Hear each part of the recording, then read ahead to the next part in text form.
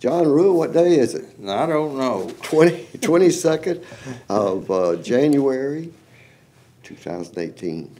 So let's look at some photos from Fayetteville, Arkansas. It's February.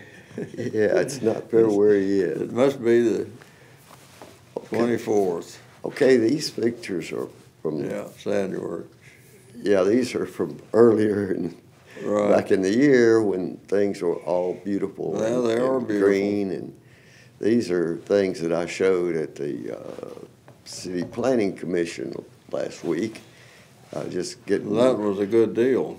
And I was mainly here showing them why I love Pinnacle Prairie so much. Right. Because these are all pictures from Pinnacle Prairie. Right. And there's ironweed. I hope they were impressed. Well, some of them said something nice about it. And there's another butt bush. Fantastic And beetle. That's one of those. Soldier flies? Or? No, he's one of those mean things. I don't know what I can't remember what you call them. Yeah. Okay, I just thought they needed to know how precious those. Right. Well, they are. It's an amazing, productive patch. When this, okay, now we've got some big blue stem and some rattlesnake master out there, and this is what do you call those? Skippers and on a basket flower. No, it wasn't. That one wasn't a basket flower. That's blazing. No. Blazing Star. Blazing Star is one of the names. One of the names. And same family. Huh? Same family as Blazing Star. Yeah, and these you've seen everywhere out there. Right. And that's a basket flower. That is indeed. And that's definitely what we call the Anyway, this is well, you know, we don't have to say them all. Is that heel all? Yeah, I think so. And it's 12 spotted with his wings out. There he is from another angle, really showing off, and performing. There's a neat one. Here's a green bee on a ironweed, and here's rattlesnake master again. And I didn't do the names of them when I did it. Right. Planning Commission. I just wanted to see what sample of what grows out there. Yeah, that's a blazing star, isn't it? You know what you call it? Yeah. These magnificent spikes of blooms are really something. Yeah.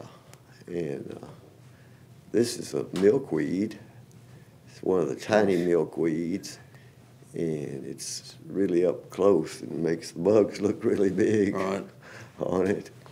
And that's one of the ones that's in the area that they may wipe out in the process of making a little holding pond. Here's a passion flower. Yes, sir. And there's an interest. You see that insect on there? I do. And right you in the center. The beauty of the wings. I don't know. They're just things are happening with critters out there. This is poppy mallow. Right. We see these. It looks like a poppy. Every year from out there. Sensitive briar. Yes, exactly. And this is another very tiny flower. And there's 12 spot again. A little different one. And see that? I do. Big. I see an ant in the middle of it or something. Yeah. And here's another basket flower. And this basket flower. And that's a clear wing moth on it. And I see the clear wings. I just really appreciate those every time I see one. Okay, until next time, do your part. Keep the water clean, the air pure. Hey, John Rule. It's still the 25th of January 2018. And we were showing some pictures, but I want you to read us another poem. I think more people like that than they do some of our pictures. Well, we'll see. All right. Go ahead. Okay. This poem was written on an incident in 1959 when I went out on the White River Bluffs near Elkins. And it's called That Big Thompson, which is what they call the area right then. Mm-hmm. Caught in a golden dream, I lay lost in October on a day when all ebb and flow converged to strike me beyond human murmur into the life of dying summer. I was stretched, heaved on a bulk, presented to the galaxies, locked in the limestone depths of frozen ancient seas, lay ranked beneath me the offerings of slow-lapping years, lending their witness to my case with whirls of stone and minute forms in mute appeal. Upon the crust we latest were all busy, apprehending in brushing careless contact one another, before casting our husks to the season and the dance. Near and far nudged my kin, washing air broke on my skin. I saw the wings of dragonflies in shifting stops against the gold of leaf and light, and grass stems hissed against my skull as shining lizards sparkled with movement among stones. Vagrant gusts of rotten, ripe, and acrid combined with cracks of sound to sow a sack about us. Staccato cries of Indian hens pulsed by, bisected with a humming fly. In that sun-sealed world, we were all fatally there, lazing on brinks of change, mild as a yellow blaze of light through pawpaw blades, ripe as that musky fruit.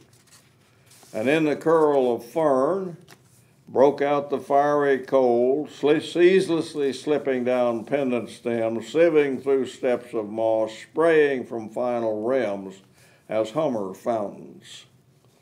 Out in the air, cowbells rang against the sky and struck on crooked fences. Beyond, the river offered moving silence between the fans of trees.